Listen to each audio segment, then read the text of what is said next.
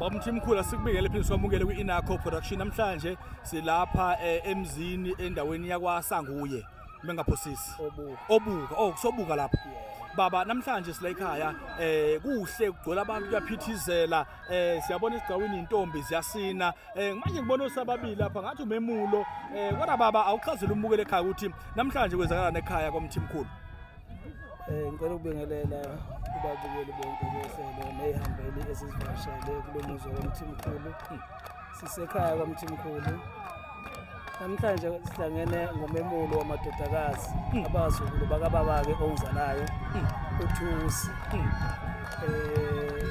Ufikelele lapho esigabeni sokuthi bethola ithuba ke bebongwe ngomsebenzi abayenzileyo emihle.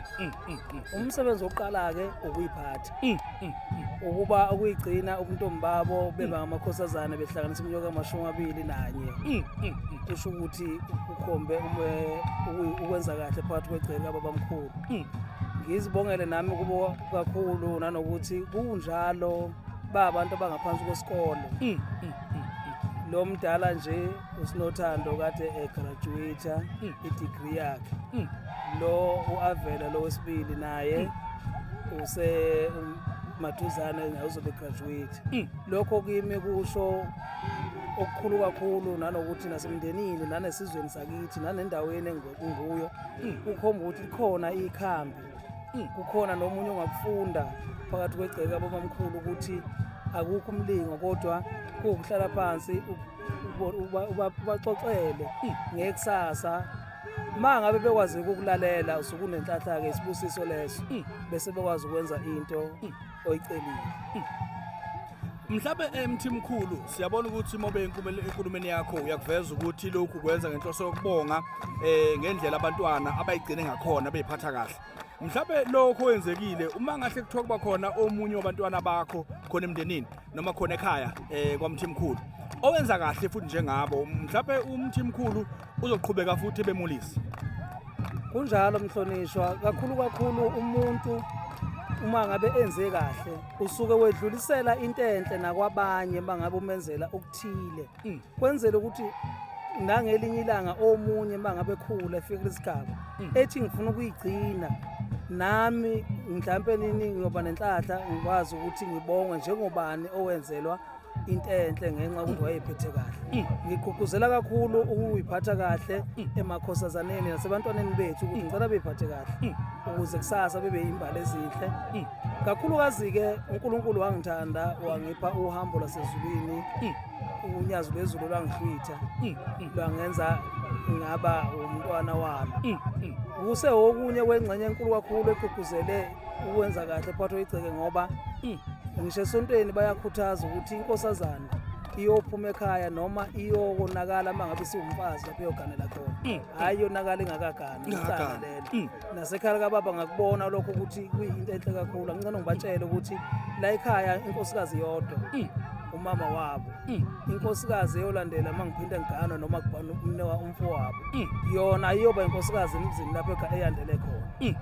Ngicela ubhekise esizweni sikaPhungwana Mageba bakhona obaba emakhaya abanabantwana futhi abayigcinile futhi mhlawumbe ngisho ukuthi abakhola kuyinkolo leyaMnazaretha abanye abakuthathi serious ukukhulisa abantwana nokuthi bebezele imemulo.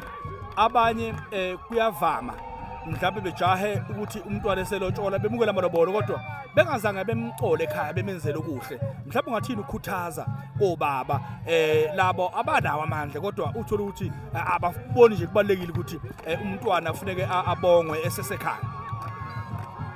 Engingakusho nje kancane okuningi kakhulu siye silimale thina esilimazi nezingane emagcekeni abamkhulu ngenxa yobudedengu noma nokunganaki. Ingane mayikhula ngokwesiko lesintu ikhulile unina wayo fanele kwazise baba wayo ukuthi ingane ikhulile ebese uthi ingane ayingene endlini igonqiswe emva kwensuku eziwu7 iyaphuma ngomgongo uzokuyinikeza izalukwazi ingilozi zekhaya ukuthi zikwazi ukuyigada. Emva komgonqo-ke mase kufika isikhathi njengalosuku lwanamhlanje nje kulezi zala ekhaya Isiyaphinda futhi ziyanikezwa izalukwazi ziyabikelwa ukuthi sasi ingane sinikeza sathi ke ngicela niyigade zikhule ngoba isemfishane. Namhlanje ke esinye isikhiye futhi sesibili akusho ukuthi namhlanje ngoba zenzelwa nje ayiphume zisabalale zenze okungcolile, kodwa sezisegabeni sokuthi mangabe sekufika isikhathi ukuthi ngaba umfazi isivulelekile ukuthi ngakwazi ukuthi ma ukhona othi kuyo ucela uzokwakha umuzi ibisithi ubaba uyahla.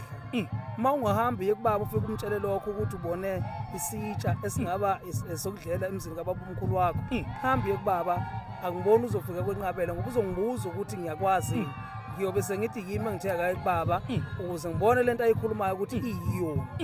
Namhlanje usuku lokuthi phelele igodi ngegodi lamakhosana engakhulisa namhlanje uNkulunkulu angigcinele wona nomndeni wakithi nezidalwa.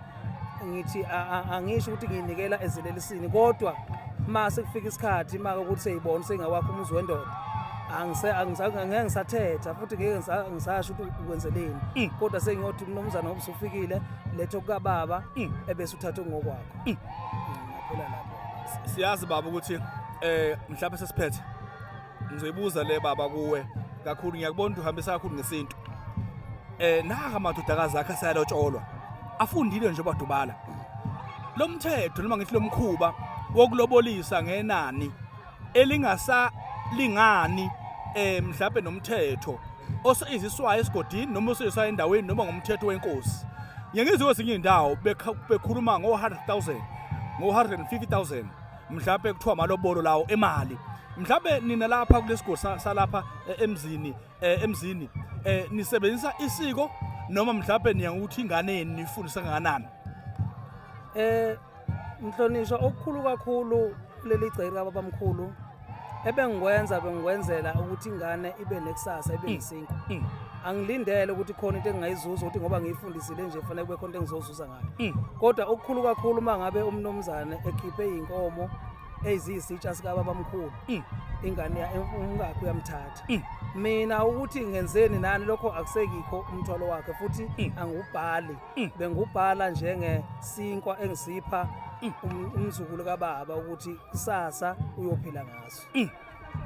Angicabanga ukuthi mangabe kuthiwa ngifuna imali kungabe kumqondo omuhle. Kimi imali ngiyayiphatha ngiyasebenza ngiyahoza, kodwa iyafika namhlanje phele kusasa.